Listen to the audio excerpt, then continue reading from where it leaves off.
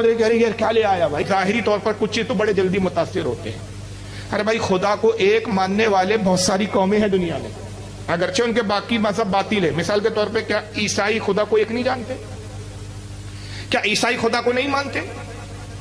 یہودی بھی خدا کو مانتے ہیں، غیر مسلم ہندو بھی مانتا ہے. یہ الگ بات ہے کہ ان کے تصورات الگ ہے خدا کو لے کر، مگر وہ بھی یہ مانتے کہ سرشٹی کا بنانے والا ایک ایشور ہے.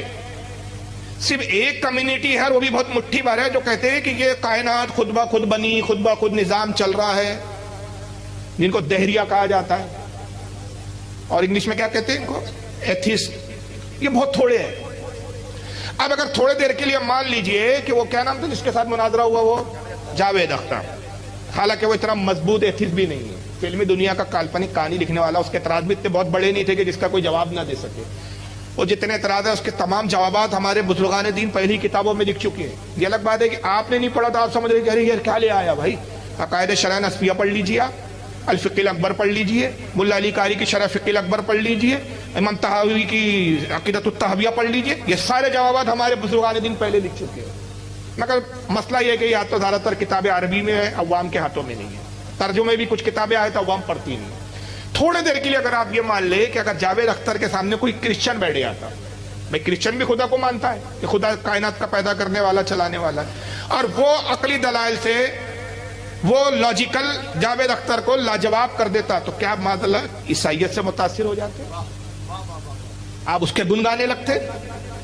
نہیں صاحب، عیسائیوں سے ہمارے ایک خدا ہونے اور خدا کے وجود پر اختلاف نہیں ہے، عیسیٰ مسیح کے خدا کا بیٹا کہنے پر اختلاف ہے. یہودیوں سے ہمارا خدا کو لے کر اختلاف نہیں ہے، اللہ کو لے کر اختلاف نہیں ہے. یہودیوں سے ہمارا اختلاف اس بنیاد پر ہے کہ نعوذ باللہ یہودی کہتے ہیں کہ خالق دو ہے، ایک خالق خیر، ایک خالق شر. عزیر علیہ السلام خدا کے بیٹے ہیں. عیسائیوں نے عیسیٰ مسیح کو خدا کا بیٹا کہا، اور یہ یہودیوں نے نعوذ باللہ عزیر کو کہا. یہ اختلاف ہے. اسی طرح جن صاحب نے مناظرہ کیا، ہمیں ان سے کوئی متاثر ہونے کی ضرورت نہیں. اس نے بہت بڑا تیر نہیں مارا ہے بھائی صاحب. ان سے ہمارا تو خدا کی ذات کو لے کر اختلاف ہی نہیں ہے، صفات خدا کو لے کر اختلاف ہے. تو اب تو ان کو دعوت دیتے کہ جس طرح آپ نے جاوید اختر سے مناظرہ کیا، آپ ہماری جماعت کے کسی عالم سے مناظرہ کر لیجئے صفات خدا پہ، تو آپ پتہ چل جائیں گا آپ نے خدا کو مانا تو کس لیول پہ مانا. جاوید اختر خدا کو ہی نہیں مانتا. آپ خدا کو مانتے ہیں تو پروف کر رہے ہیں، مگر کیسے مانتے ہیں؟ تو آپ کے مولویوں نے لکھا، معاذ اللہ، اللہ مکاری بھی کرتا. تقویۃ الایمان میں لکھا، اسماعیل فتاوی رشیدیہ میں لکھا ان کے مولوی نے، اللہ جھوٹ بول سکتا ہے. تو یہ کون سی صفاتیں مانی آپ نے؟